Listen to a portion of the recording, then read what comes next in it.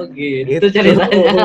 Panjang perjalanannya. Panjang banget ya. Geologi, kemudian bea cukai, Bea cukai, akuntansi, pilot. sekarang Luar pilot. biasa.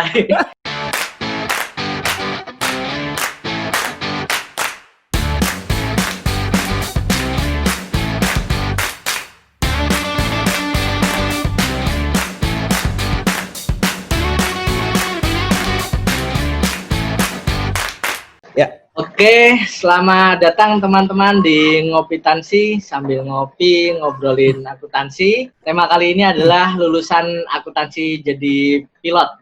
Apa kabar bro? Kopinya udah siap? alhamdulillah baik. Kopi Kita minum dulu. udah siap. Terima kasih Kapten banyak udah diundang. Ambar Haryo Bomantara. Sebelum mulai nih, gue mau klarifikasi dulu. Anda beneran lulusan akuntansi? Iya, benar. Dan Anda beneran sekarang jadi pilot? Alhamdulillah ya. Benar Oke, juga jadi berarti pilot. nggak salah temanya ya. Takutnya salah orang nih, soalnya ekstrim banget ini kita kan. Lulusan Iya. akuntansi jadi pilot gitu ya. Nah, kita nanti akan nanya-nanya beberapa juga udah nitip pertanyaan juga bro di Instagram kemarin ya. Oh, siap. Terus nanti mungkin di YouTube juga akan ada. Nah, ini berbagai pertanyaan, contohnya dari Lilis Pasar 1099, Cavin Nayotama, kemudian Real Sofia 12. Intinya sebenarnya sama, pertanyaan umumnya adalah kok bisa gitu. Jadi gimana gitu? Kok lulusan akuntansi jadi pilot? Mungkin sambil perkenalan juga. Silakan, bro. Oke, baik. Terima kasih banyak udah di-invite, diundang untuk ngopi tansi, ngobrol sambil ngopi sambil ngobrol akuntansi. Cuma jangan tanya mengenai akuntansi ya, karena itu udah belajarnya udah lama banget gitu. Tapi iya memang benar dulu gua lulusan akuntansi pemerintahan dari, kalau sekarang namanya PKN STAN, lulus dari STAN itu tahun 2008, kemudian bekerja di Kementerian Keuangan sampai tahun 2013. Kemudian gue resign, mengundurkan diri, akhirnya mendaftar ke sekolah pilot. Oh iya, gue belum sebut nama ya, nama gue Ambar Hari Bomantara. Biasa dipanggil Ambar, tapi kalau sekarang ini di dunia penerbangan seringnya dipanggil dengan nama Bomantara. Oh, malah gitu. nama belakang ya, formal Nama ya? belakang dipanggil, karena kebetulan nama Bomantara itu sesuai. Bomantara itu artinya langit, katanya Bapak. Gitu. Iya, iya. Nah, jadi ini memang mungkin orang penasaran nih, cita-cita dulu waktu lu SD apa lu kalau ditanya? Iya, kalau banyak yang nanya kan, lo kenapa sih udah kuliah, udah kerja bla bla bla terus jadi pilot? Ya jawabannya simpel sih, kembali ke cita-cita waktu kecil gitu. Jadi emang dari kecil tuh pengen banget sih jadi pilot, karena dulu Bapak kebetulan kerja di dunia penerbangan tapi bukan pilot. Jadi kalau ngeliat itu kayak pengen jadi pilot gitu. Lulus SMA pengen jadi pilot, cuma dari Bapak nggak boleh, dari keluarga nggak boleh. Akhirnya kuliah, kerja, terus agak panjang kalau diceritain, tapi singkatnya pemicu pembuka jalannya untuk jadi pilot adalah karena adik gitu. Karena adik paling kecil itu sekolah pilot, akhirnya satu keluarga, saya 5 bersaudara, 4 laki-laki, 4-4-nya masuk sekolah pilot. Dan abang saya juga emang keluarga pilot ya? Iya, abang saya juga lulusan akuntansi sama. Dia juga jadi pilot juga sama gitu. Oh gitu. Nah, kalau gitu dibalik deh. Cita-cita jadi pilot, lu ngapain kuliah di akuntansi kan gitu jadinya. Kenapa nggak dari awal kuliah pilot gitu? Nah, itu dia. Dulu sempat udah kayak pupus harapan sih mau jadi pilot. Ah, udahlah itu kayaknya memang nggak diizinin orang tua. Terus juga ya banyak yang bilang juga kan pilot itu resikonya berat kan, resikonya tinggi. Nah, kalau kita nggak dapet ridho dari orang tua, ya amit-amit takutnya ada apa-apa itu. Terus akhirnya udahlah dipendam lah cita-cita jadi pilot. Akhirnya kita kuliah, kerja, tapi alhamdulillah ternyata Allah ngasih jalan yang lain. Dibukain lagi untuk kembali cita-cita waktu kecil. Gitu, bro. Ya ini nggak semua orang seberuntung itu ya. Kayak dulu kalau gue ditanya waktu kecil tuh pengen jadi dokter gitu. Cuman begitu udah kuliah akuntansi nggak ada pikiran lagi tuh pengen jadi dokter lagi gitu kan. Karena jalannya udah berbeda jauh. Nah ini Kapten Ambar ini udah kuliah akuntansi 3 tahun. Waktu itu galonya gimana? Pasti mengalami pergolakan batin dong ya kan? Udah di STAN lagi kan? Pasti. Nah itu udah 3 tahun. Terus waktu itu udah kerja berapa tahun setelah lulus itu? 4 tahun lebih, jalan 5 tahun gitu. Jadi emang pasti kayak gambling banget antara iya enggak gitu, karena banyak hal yang dipertaruhkan di situ. Dan juga ketika gue resign jadi dari PNS itu, gue belum tahu gue bisa jadi pilot apa enggak Karena ada satu hal yang bagi gue nggak bisa diukur, yaitu adalah bakat terbang. Itu nggak bisa diukur. Apa? Bakat terbang. Bakat terbang, gitu. Itu gimana maksudnya tuh? Jadi pas saya masuk ke sekolah pilot kan, ngikutin segala tesnya panjang, kurang lebih ada 11-an tes. Nah, salah satunya itu ada semacam kayak bakat terbang. Cuma bakat terbangnya itu hanya kita kayak main di video game gitu loh, main di komputer, gitu ya? main simulasi. Cuma itu tuh bagi saya nggak ngegambarin banget kita bisa terbang apa enggak. Jadi yang benar bakat terbang itu pada saat kita duduk di pesawat, megang kendali, dan itu kita dicek sama instrukturnya, nih orang bisa terbang atau enggak. Bahkan nah, itu sebelum terbang beneran ya? Itu pas terbang beneran, tapi itu cek awal untuk ngelanjutin pendidikan terbangnya. Kalau kita di penerbangan nyebutnya biasanya pre-solo. Nah, kita harus lewatin tahap pre-solo itu untuk meyakinkan kalau misalnya kita punya bakat terbang dan kita bisa terbang. Nah, ketika kita gagal di situ, udah ke depannya kita nggak bisa lanjutin lagi. Itu gamblingnya gue waktu itu. Gue udah ninggalin semua dunia akuntansi, pekerjaan, gue mulai dari nol lagi. Itu yang banyak orang yang nanya, kok bisa sih lu ngapain sih gitu-gitu. Ya iya, emang itu menggembarkan dunia angkatan waktu itu gitu kan, sampai Ambar keluar. Biasanya orang resign dari akuntansi ya keluar di kerjaan di perusahaan yang lain gitu kan, atau kemana. Ini berubah profesi gitu, jadi pilot gitu kan. Jadi 7 tahun lagi ya, maksudnya kuliah udah 3 tahun, kemudian udah kerja 5 tahun. Lu sempet ngelanjutin sarjana nggak? Dulu ngikut tes D4. S4 2 kali, tapi ternyata memang otaknya kurang kali ya. Jadi nggak lolos D4 2 kali. Oh justru itu malah jadi penyebab ya, blessing in disguise-nya di situ ya. Jadi banting setirnya bisa jadi kalau lulus D4 mungkin beda cerita mungkin ya. Nah iya, mungkin beda cerita. Tapi kalau dibilang gitu juga, kakak gua itu lulusan D4 STAN. Lulus sebelum setelah yudisium. Dia juga sama. Oh, malah setelah D4 ya? Setelah D4. Baru jadi, ini ya, daftar pilotnya itu ya? Tapi bro, gue nggak sendirian di sini. Tapi di penerbangan itu ternyata banyak lulusan yang satu alma mater sama gue. Itu kalau nggak salah ada 3 atau 4 orang lagi selain gue. Yang dulunya dia lulusan akuntansi ataupun lulusan dari perpajakan, itu sama masuk jadi pilot juga. Jadi gue nggak sendirian. Bahkan nggak cuman, maksudnya yang akuntansi atau pajakan aja udah ada 4-5 orang ya? Belum dari jurusan lain maksudnya. Ada nggak yang jurusan lain? Pasti ada juga kan? Yang gue pernah dengar itu akuntansi sama pajak. Gue belum dengar lagi yang lain nih. Fenomena apa itu bro? Gak tahu. Gak ada yang udah jadi engineer gitu ya, lulusan sarjana teknik apa kemudian jadi pilot, itu belum nemuin ya? Ada yang lebih ekstrim lagi sebenarnya. Dia dokter.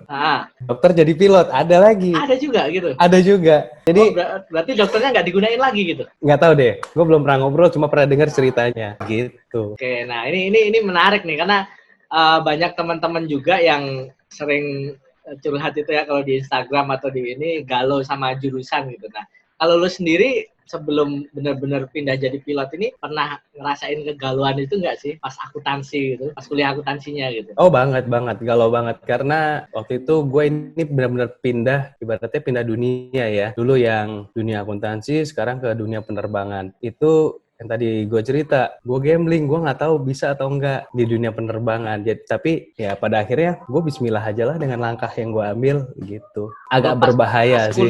Kalau pas kuliahnya sendiri udah ngerasa nggak cocok nggak kan? Banyak nih yang akuntansi gue nggak bisa nih gitu.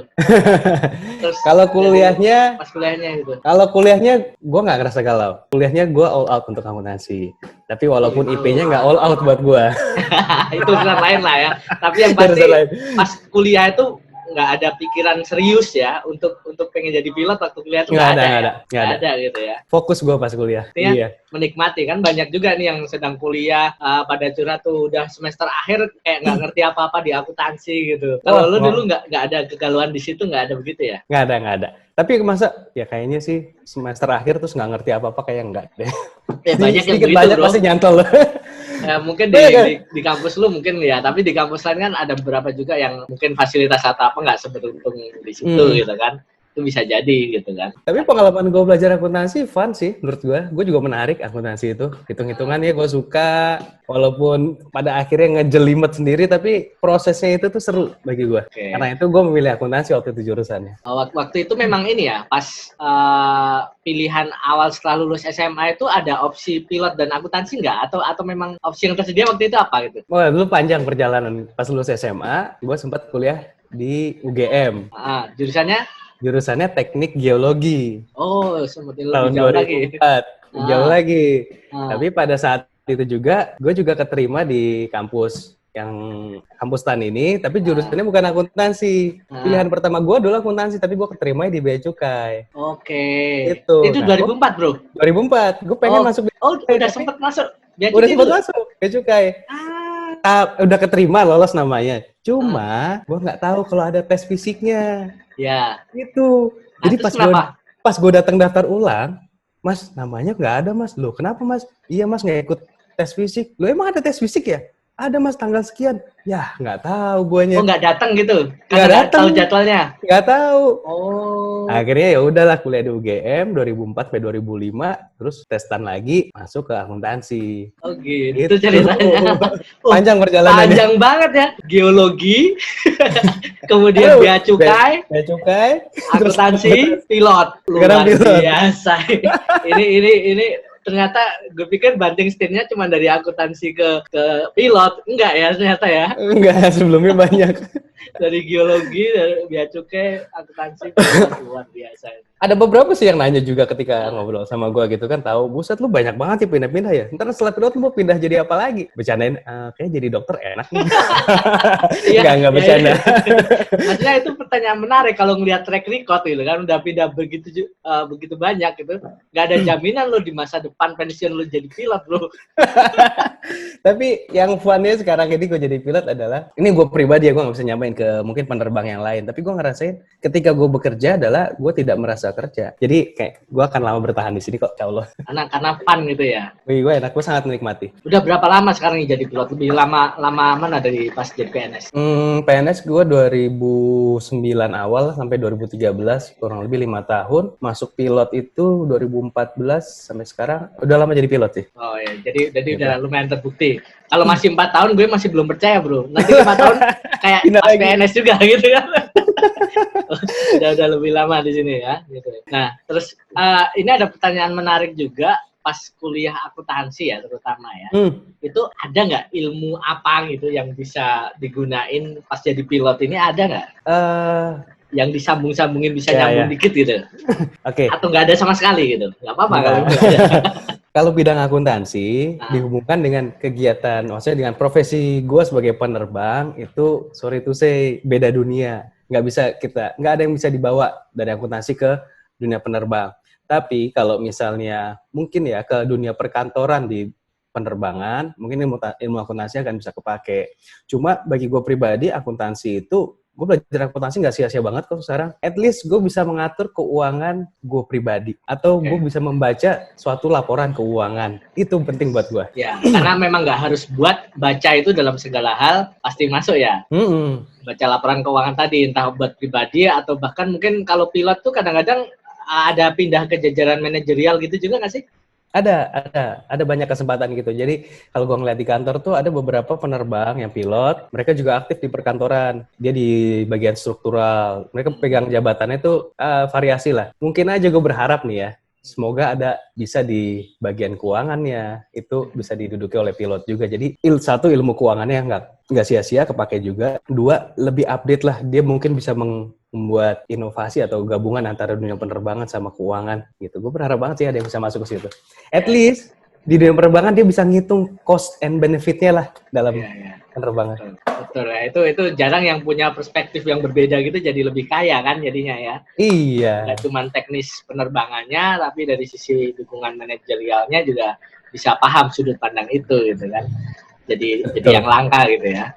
Nah, kalau ini bro, jenjang karir bro, mungkin teman-teman di akuntansi juga ini untuk knowledge saja gitu. Kalau setelah lulus pilot, sekolah pilot berapa tahun ya? Sekolah pilot waktu itu gue sekolah dasarnya itu 1 tahun.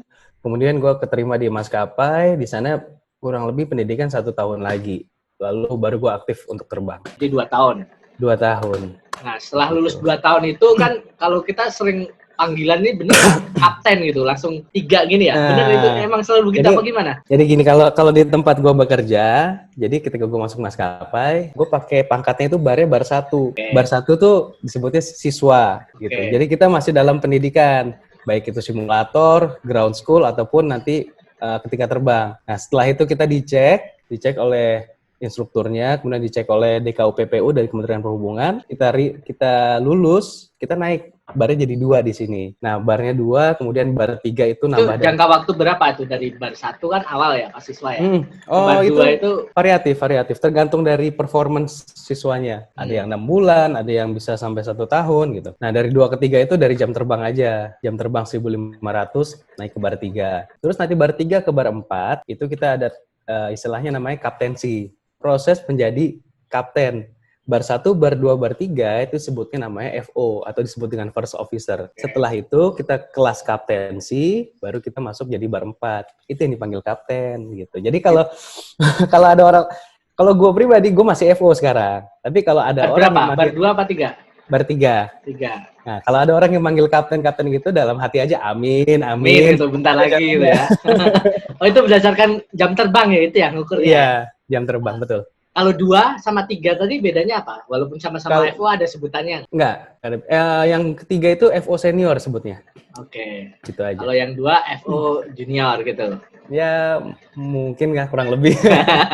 Nah, tapi nggak terlalu lazim ya. Intinya kalau 2-3 udah boleh nerbangin belum? Udah dari 1, 2, 3, 4 tuh kita udah nerbangin pesawat. Oh, 1 pun udah bisa ya? Udah, iya. Kalau selisih kilometernya apal nggak? Jenjang-jenjang itu. Kilometer? Maksudnya kok kilometer? Jam terbang, sorry. Jam terbang, jam terbang. Iya. Ngomongin darat sih kilometer ya. Jadi kalau misalnya bar 2 ke bar 3, kita butuhnya tuh 1.500 jam terbang minimal. Terus dari bar 3 ke bar 4 minimal itu butuh 3.000 jam terbang. Oh, jadi setelah bar 4 kapten ya udah mentok aja di situ gitu ya. Udah mentok, iya. Jadi jenjang karir sebagai kapten tuh ya gitu aja. Paling mentok ya di kapten, kecuali dia pindah tipe pesawat, sekolah lagi, dan itu value-nya sebagai pilot itu kita 1 menjadi kapten, 2 jam terbangnya banyak, 3 banyak tipe pesawat. Tipenya itu beda-beda gitu maksudnya. Lu sekarang boleh nerbangin tipe apa nih misalnya? Kalau sekarang pesawat yang gue terbangin itu Bombardier CRJ 1000. Itu spesifik itu saja berarti ya? Spesifik itu aja. Gue nggak bisa terbangin pesawat lain karena kita sebagai pilot itu cuma boleh terbangin 1 tipe pesawat aja. Nggak boleh ke yang lain. Kalau pindah ke yang lain kita harus sekolah lagi. Sekolah lagi masuk ke yang 1 tahun lagi tadi? Enggak, sekolahnya ini kurang lebih 6 bulan lah gitu. Tapi rata-rata tipe komersil ya itu yang Bombardier tadi? Ya kayak Bombardier atau orang sering dengar Boeing NG 737-800 atau ya, Airbus gitu-gitu. Itu komersil. Itu sama lah ya tipe semuanya. Jadi udah bisa nerbangin semua di maskapai sebenarnya ya, komersil. Iya, iya.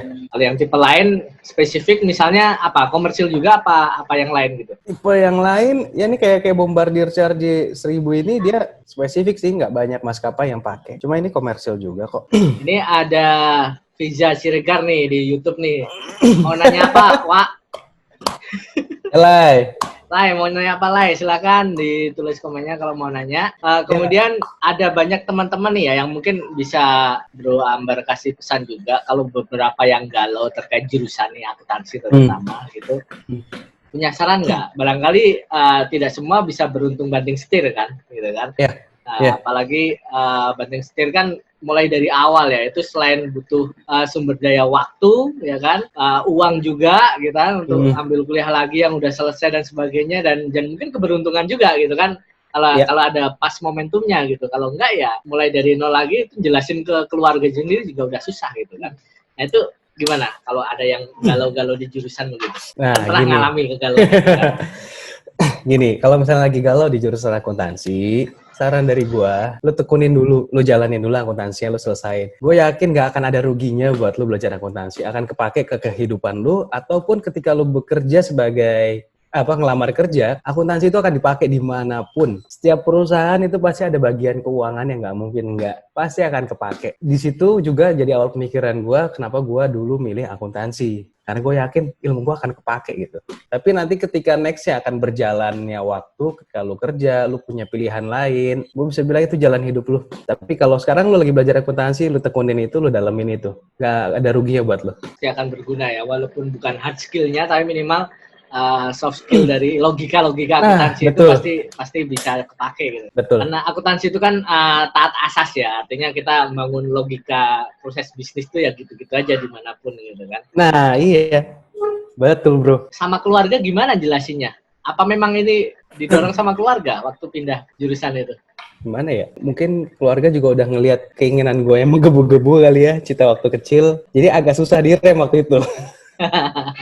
Jadi akhirnya ya udah diizinin untuk pindah. Tapi kalau dari orang tua itu di full support sih, didukung sama orang tua. Cuma kalau misalnya tadi ngomongin masalah kalau jadi pilot itu kan butuh sumber daya waktu ataupun sumber daya dalam bentuk uang gitu kan. Ya.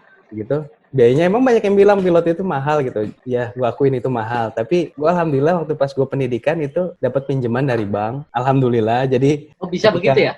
Jadi ketika gue sekolah pilot tuh sekolahnya ini udah dikontrak sama maskapai. Jadi ada bank yang mau membiayai. Oke, lu gue bayarin deh gitu. Ini gue bayarin dulu sekolah lu. Nanti ketika lu udah terbang, udah produktif, baru lu nyicil ganti ke bank. Alhamdulillah sih itu sih dapat kemudahannya. Oh, kalau enggak kan itu 500 miliar lebih lah saya pikir ya. Ya. Seharga rumah, bro. Iya, makanya kan investasi di awalnya luar biasa gitu. Cuman kalau memang ada begitu ya bisa dicicil kayak nyicil rumah ya sebenarnya bisa-bisa aja gitu ya kalau ada kemauan. Cuman pertanyaannya tadi momentumnya itu bro, oke keluarga dukung nih, tapi kenapa tidak setelah lulus STAN langsung harus pakai kerja dulu 3-4 tahun atau bahkan sebelum masuk STAN gitu loh maksudnya. Momentumnya ya kok malah gitu. Ya itu tadi awalnya gue emang nggak diizinin sama orang tua dan dari gue sendiri juga ya udahlah nggak diizinin udah gue pendem tuh cita-cita. Tapi entah kenapa adik gue diizinin di sekolah pilot. Ya, selisihnya berapa tahun sama adik padahal? Sama adik gue waktu itu selisihnya 8 tahun adik gue. Pas adik gue sekolah pilot, ya gue nggak bisa menutupi muka mupeng gue dong. Ya mungkin orang tua gue ngelihat kali di situ. Orang tua gue ngelihat terus nanyain, kenapa kamu mau jadi pilot? Ya mau, cuma udah begini jalannya. Masih bisa kok, coba kalau kamu mau, kamu cari sendiri sekolahnya. Seriusan nih beneran dikasih doa restu? Iya, coba kamu cari sekolahnya. Langsung cari. Itu nggak ada batasan umur ya? Nah, waktu itu di sekolah pilot ini, di sekolah gua, kalau misalnya kita punya lulusan diploma ataupun S1 atau sarjana, itu batas umurnya 27 maksimal. Tapi kalau lulusan SMA, itu maksimal 24 tahun. Waktu itu gua umur 27 kurang sekitar 6 bulan atau 7 bulan lah. Jadi udah batas akhir juga. Tapi ada hikmahnya karena diploma dapat kan, jadi perpanjangan dari 27 kan. Coba kalau yang lulus SMA kan malah udah lewat beneran gitu ya. Udah lewat ya. beneran. Injury time lah istilahnya gitu ya. Nah ini dari Fiza dan nanya nih, sepanjang jadi pilot, ada nggak momen di mana ilmu akuntansi masih berguna bagi nusa dan bangsa? Tadi kayaknya udah kejawab. Nah ini udah kita beda dunia ya. Jadi secara teknis nggak berguna, tapi sekarang ada di manajemen juga nggak? Siapa? Gua? Ya. Ya, gue alhamdulillah dapat kesempatan untuk sekarang ini satu jadi instruktur untuk bawain kelas. Jadi kalau kita pilot itu kan ada recurrent. Jadi setiap 6 bulan sekali kita akan dicek simulator, terus masuk kelas lagi dan gue dapat kesempatan untuk jadi instruktur untuk bawain kelas. Terus habis itu gue baru sekitar 3 bulan ini masuk ke bagian ya kita sebutnya kayak quality control gitu. Jadi gue kerja di quality control juga. Jadi kemarin ini nggak terbang ini ya bolak-balik ke kantor aja, balik kayak kantoran dulu. Nah itu kayak quality control itu kan sebenarnya ya ilmu akuntansi juga ya. Artinya mencocokkan standar dengan dengan realita yang ada gitu kan. Bener. Kayak ngaudit jadinya ya ibaratnya ya. Iya. Walaupun sekarang bukan ngaudit angka ya. Ya, ini apa yang di quality control nih, Bro? Quality control itu kalau secara garis besarnya, ya mohon maaf kalau misalnya ada keliruan ya. Gue baru 3 bulan. Jadi kayak perusahaan gue tuh ngeluarin prosedur untuk flight operation. Nah, bagian gue itu memastikan kalau misalnya operasional itu berjalan sesuai dengan prosedurnya. Gitu. Kalau misalnya tidak berjalan sesuai dengan prosedurnya, kita runut nih masalahnya apa. Apakah prosedur yang harus diubah atau operasionalnya yang harus diingatkan kembali melalui kelas ataupun notis gitu kan. Nah kalau misalnya memang peraturannya yang kurang relevan, ya kita ngasih saran, coba aturan ini diperbaiki lagi gitu, disesuaikan. Itulah kurang lebih. OP lah ya. Yes. Nah, kadang-kadang SOP left behind lah sama best practice gitu kan. Misalnya yang gitu ya, SOP-nya yang diubah gitu kan. Tapi kalau SOP-nya udah oke, cuman prakteknya aja yang keliru, prakteknya yang dibenerin gitu kira-kira ya. Yes. Wah, ini sebenarnya masnya ini lebih jago dari saya loh.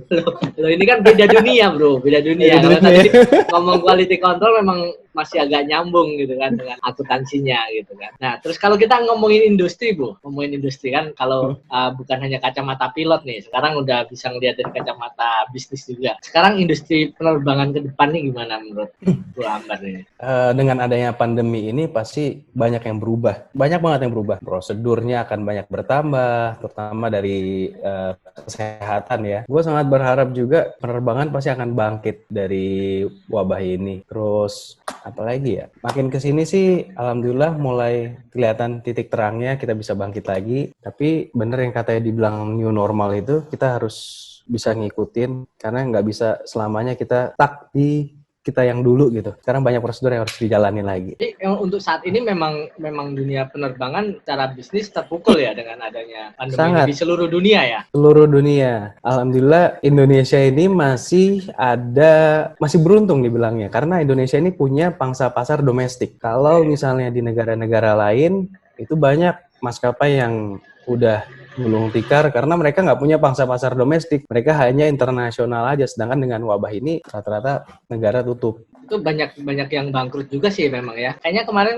sempat baca berita juga AirAsia ya, yang Malaysia itu sempat buruk juga gitu. Nggak tahu sampai dijual apa enggak nantinya. Iya kemarin dengar juga beberapa juga ada yang sempat stop operasi dulu, terus habis itu ya mungkin meminimalisirkan kerugian, lalu udah mulai operasi lagi. Sekarang hampir rata-rata semua udah mulai beroperasi lagi kok penerbangan. Indonesia udah mulai hidup. Mulai ya, walaupun ya mungkin belum akan nutup kerugian yang sebelumnya gitu kan. Iya. Kalau di Indonesia sendiri sekarang ini pemain besarnya kan dari grup Garuda itu ada anak perusahaan apa aja, Garuda sama Merpati ya. Kalau Merpati udah enggak. Merpati, udah enggak ya? Dia bukan anaknya Garuda ya, bukan ya? Bukan, dia BUMN juga. BUMN, saya lupa tahun berapa itu Merpati udah tutup. Gitu. Cuma untuk yang penerbangan.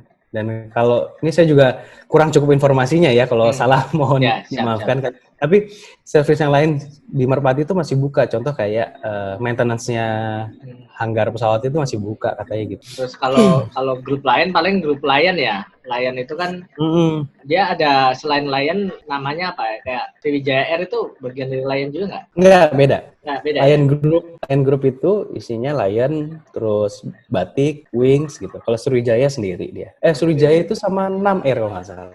Artinya mereka kenapa sih bro kok bikin merek dagang berbeda itu apa spesifikasi aja apa memang main di pangsa pasar yang berbeda? Bermain pangsa pasar yang berbeda. Jadi ada yang kelas full service, ada kelas yang low cost carrier. Kalau full service itu ya ketika nyaman lah penerbangannya, kita dapat service untuk makan, terus juga tempat duduknya lebih nyaman. Tapi ada juga yang low cost itu yang mereka harganya lebih murah, lebih terjangkau, cuma nggak mendapatkan itu tadi, servis misalnya kita dapat makan ataupun kursi yang lebih luas, gitu aja sih bro. Jadi memang beda bangsa pasar gitu ya. Nah ini ada dari Riza lagi nih, banyak ke daerah-daerah kan kalau jadi pilot, kemudian kan lo hobinya makan nih. Daerah mana yang makanannya paling lo suka? Daerah tempatnya dia. Dari Medan. Dari Pekanbaru, aduh. Apa tuh yang paling kalau di sana yang paling nggak lupa apa tuh? Selalu mampir kemana? Satu, gue suka banget masakan Melayu, masakan Padang, yang kayak gitu-gitu. Terus udah gitu duriannya, aduh. Lu ada jadwal ke luar negeri juga nggak sih bro? Nah kalau tipe pesawat gue, dia nggak ada schedule ke luar negeri. Rute ke luar negerinya nggak ada. Cuma kemarin sempat ada charter ke Christmas Island. Itu di mana? Karibia ya? Apa di Oceania? Christmas Island itu di bawahnya Pulau Jawa. Oh. Gitu, dia lebih dekat ke Pulau Jawa, tapi dia masuk ke negara Australia. Di bawah Pulau Jawa. Ya, di Pulau Jawa ya. Sama kemarin juga ada sempat rute ke Singapura, tapi cuma transit aja. Itu serem nggak sih kalau di samudra yang sangat luas? Kalau kita sebagai penumpang ya, kan nggak ngelihat ya, kalau capek tidur gitu kan. Gue nggak tahu, tapi ada sistem autopilot. Tapi walaupun autopilot kan tetap harus ngelihat ini ya. Kalau pas di laut luas kayak gitu, di Christmas Island gitu misalnya, itu gimana? Ya kalau misal dipikirin takut sih, ya kita sebagai manusia ya wajar sih kalau untuk takut. Ya pilot juga manusia gitu. Dan sebenarnya kita bisa terbang itu kan bukan habitatnya kita lah ibaratnya gitu loh. Bukan lumrahnya manusia untuk bisa terbang, cuma karena pengetahuan akhirnya bisa terbang. Untuk mengatasi rasa takut itu, satu ya kita belajar untuk sistem pesawatnya. Kalau ada malfunction apa, ya kita bisa segera atasi. Tapi kalau sisi takut sih pasti ada. Kita manusia kok. Walaupun ya teori-teori ketika ada masalah itu bisa jadi lain ya. Ketika ini, tapi itu udah di luar kendali manusia, ini aja ya. Pokoknya yang penting kita ikutin SOP yang ada gitu kan. Betul, kita ngikutin prosedurnya gitu. Kita pilot itu berjalan dengan prosedur banget. Ya makanya ketat banget ya. Artinya kalau kita sebagai penumpang kan selalu dikasih tahu cara emergency itu kan ya. Itu kan ibaratnya orang bilang begitu melulu tiap kali gitu kan. Apa nggak bosen gitu, udah tahu gitu kan. Cuman kan memang itu saking ketatnya itu gitu kan. Iya, yang bisa ngejaga kita untuk bisa pulang ke rumah dengan selamat yaitu prosedur itu. Ngikutin prosedur. Pernah ngalamin ini nggak? Apa ya kejadian yang paling diingat yang terkait begitu-begitulah gitu, yang menegangkan gitu? Alhamdulillah sih kalau misalnya sekarang ini pas bekerja di maskapai belum pernah. Alhamdulillah belum ada. Cuma kalau dulu waktu masih sekolah pilot itu pernah sekali. Jadi pilot itu dulu saya pernah dikasih tahu sama instruktur saya, jadi ada beberapa sifat yang harus dihindari. Contohnya itu kayak sifat impulsif. Impulsif itu berarti kena senggol dikit langsung bereaksi setelah berlebihan gitu loh. Kagetan ya? Kagetan gitu. Itu kita nggak, kalau bisa jangan. Terus habis itu sikap maco. Maconya ini bukan maksudnya cowok banget, tapi kita terlalu pede sama diri kita.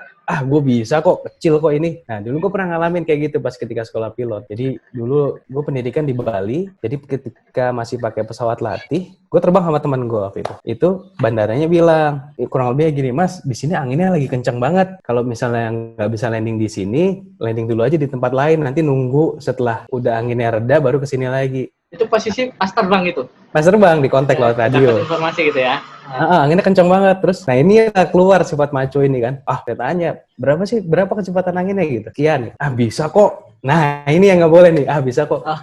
Cobalah kita landing. Coba landing cus. Udah di atas runway. Ketika mau landing, pesawatnya ketiup angin. Sut. Oh, geser.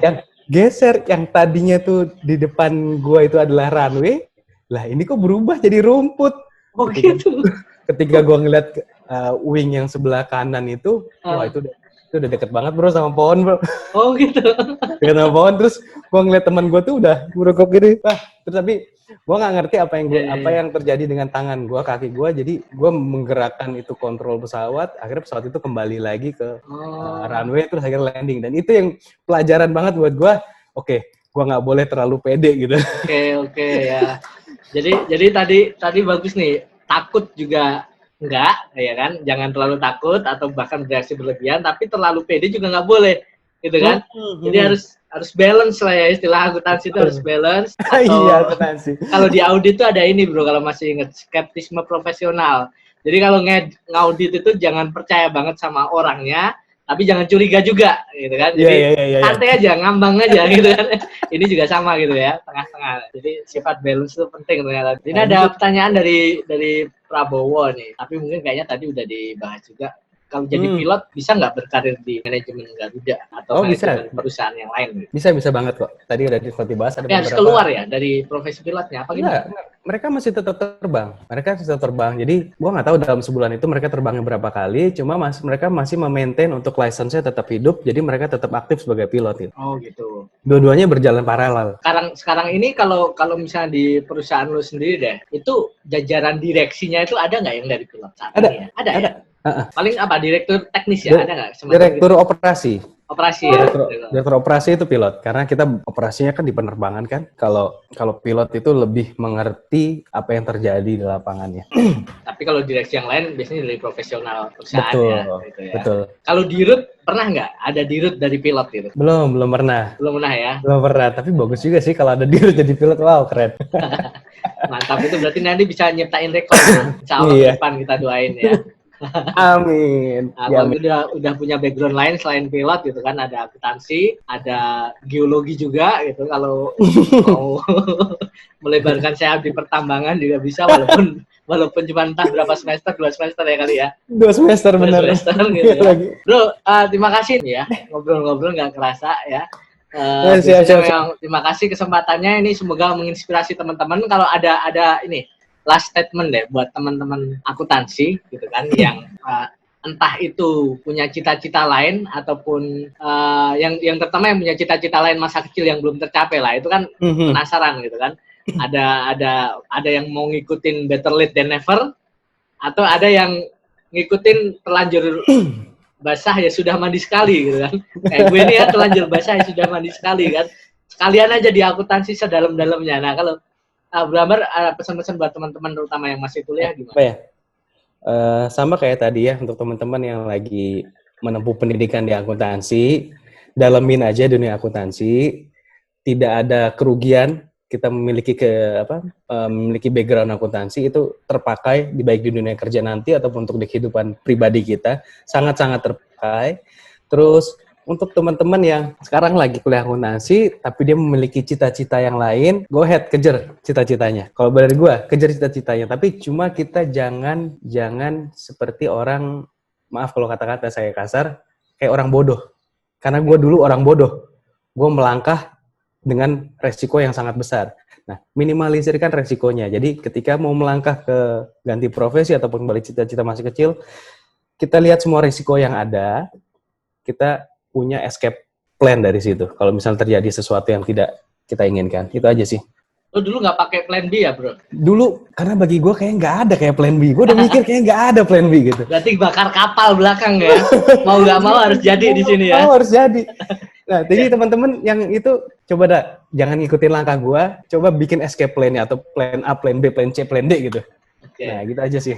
Oke, siap. Ya walaupun kadang-kadang yang risk taker kayak gini justru yang paling berhasil malah gitu kan. tapi nanti kembali ke teman-teman ya, itu pesan dari Bro Ambar, Aryo Bumantaro, insya Allah kapten ya, bentar lagi. Amin ya Allah. Terima kasih atas kesempatannya, Bro. Sama-sama. Teman-teman Republik Akuntansi, terima kasih juga. Mari terus membumikan akuntansi bersama Republik Akuntansi.